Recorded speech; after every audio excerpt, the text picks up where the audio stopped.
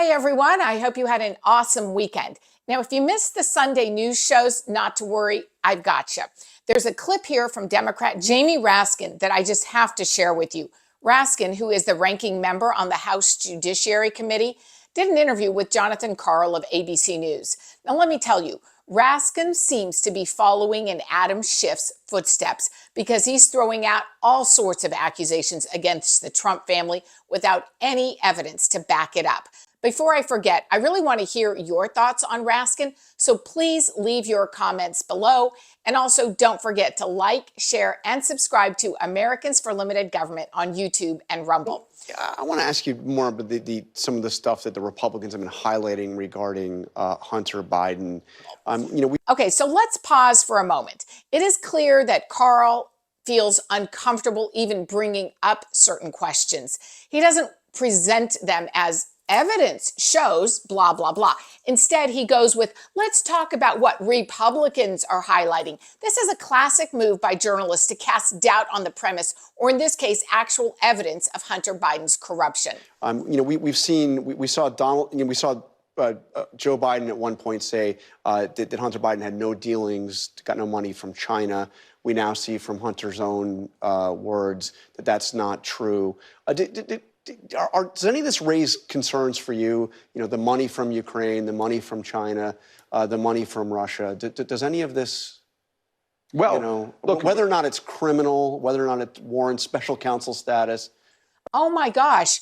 Jonathan Karl is clearly uncomfortable here. He stumbles over his words and he tries to soften the glaring evidence of criminal activity with phrases such as whether or not any of this is criminal. This guy has been a professional communicator for over 30 years and he can't ask a straightforward question.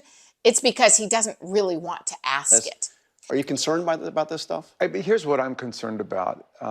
During the Trump administration, we saw the development of a completely new public philosophy, which is that government is not an instrument of the common good and the public interest. Government is an instrument for private self-enrichment for the guy who gets in, for his family, for his private businesses. And that's a model that we're seeing all over the world. But you don't approve of that model, obviously. I do not. You denounced that model. That's what Putin is doing. Donald Trump, yeah. That's what Orban is doing. That's what Marcos is doing. That's what El Sisi is doing. That's what it's been going on since the dawn of mankind. Well, but it's new for America that somebody would get in and basically just say, everything is corrupt and I'm just as corrupt as the next guy and I'm going to take money, as Trump did, from China, from Saudi Arabia, from the United Arab Emirates. I mean, look, his son-in-law, Jared Kushner, pocketed a cool $2 billion from Saudi Arabia. And in a corporation he created. And he had the Saudi portfolio in the White House. But what about... Now let's talk about Raskin's response, which is pure deflection.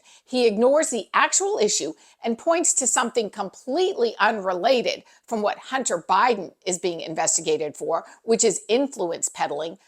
Hunter had no experience in the energy sector. So what was he selling to those Ukrainian energy executives? Access to his father, then Vice President Joe Biden. And now, compare that to Raskin's baseless accusations against the Trump family.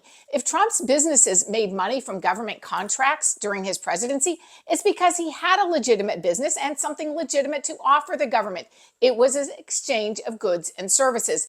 Totally different from what Hunter Biden's activities were, right? Portfolio in the White House. But what about Hunter? So I am concerned about it, and I'm concerned not just about public officials like Donald Trump and Jared Kushner who do it, but even family members who water ski along for the ride. And I have been, begging my colleague, Chairman Comer, for us to do a serious analysis of what the laws should be about money making. And you would take part in a serious investigation? Yes, of course we would. And we're going to release a report about all of the foreign government emoluments, millions of dollars we can document that Donald Trump pocketed at the hotels, at the golf courses, through business deals when he was president, and that his family got. But they've not laid a glove on Joe Biden as president. They haven't been able to show any criminal corruption on his part. What they've got is Hunter Biden, and we all seem clear that this guy was addicted to drugs and did a lot of really unlawful and wrong things. And Raskin finally admits that Hunter Biden is a criminal. Wow. He sure took his time to get to that truth after bashing the Trump family relentlessly. In my opinion, Jamie Raskin is no different than Adam Schiff. He is Adam Schiff 2.0. He's a shady politician who will say anything to smear the Trump family without a shred of evidence to support his claims. Now, thanks for watching, and don't forget to share your thoughts on Jamie Raskin in the comments section below. And remember to like, share, and subscribe to Americans for Limited Government on YouTube and Rumble.